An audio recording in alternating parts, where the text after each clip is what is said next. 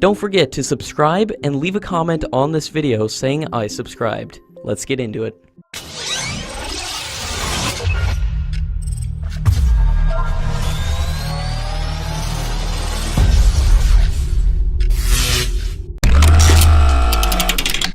The Indian Air Force will be given the charge of manufacturing the Tejas aircraft, due to the huge developmental delays and failure to ramp up the production of the aircraft.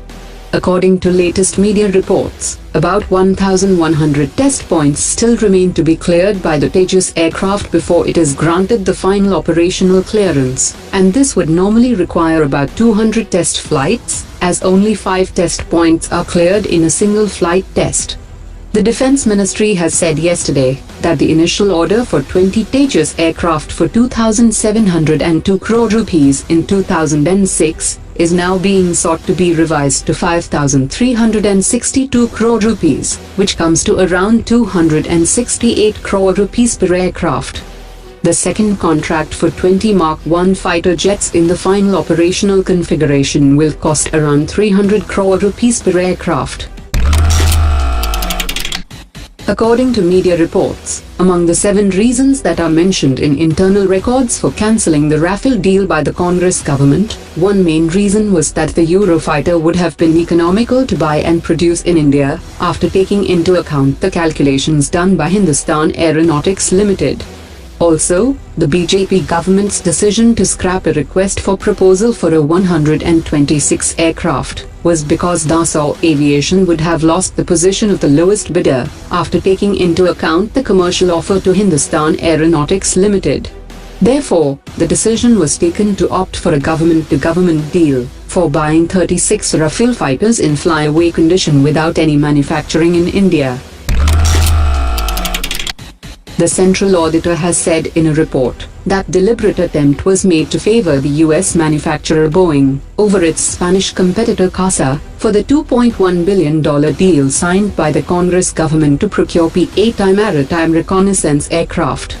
The Controller and Auditor General has said that Boeing was favored as the Ministry of Defense enhanced the bid by the Spanish manufacturer by including a 20-year support package. This support package was not included in the Boeing offer, hence it turned up to be cheaper.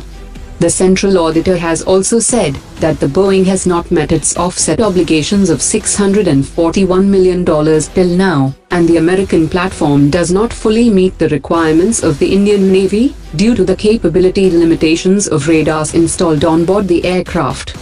The report says that the torpedoes that were to be procured as part of the deal has not been procured even now. The government has taken off 2 major companies of Israel from the blacklist of firms with whom business dealings were suspended. DRDO and Israeli Aerospace Industries are jointly developing a long-range surface-to-air system for 2,606 crore rupees for Indian naval ships, and a medium-range system at a cost of 10,076 crore rupees for the Indian Air Force. Israel is India's second-largest defense supplier, with sales worth around $1 billion every year. The Commerce and Industry Minister has said today that the government has set up 2 task forces for preparing the roadmap for manufacturing aircraft and unmanned aerial vehicles in India. He also added that the government has been conscious and takes immediate action to protect the domestic industry, as he cited the example of steel industry, where the government took an initiative to protect the domestic sector against the import of steel from China.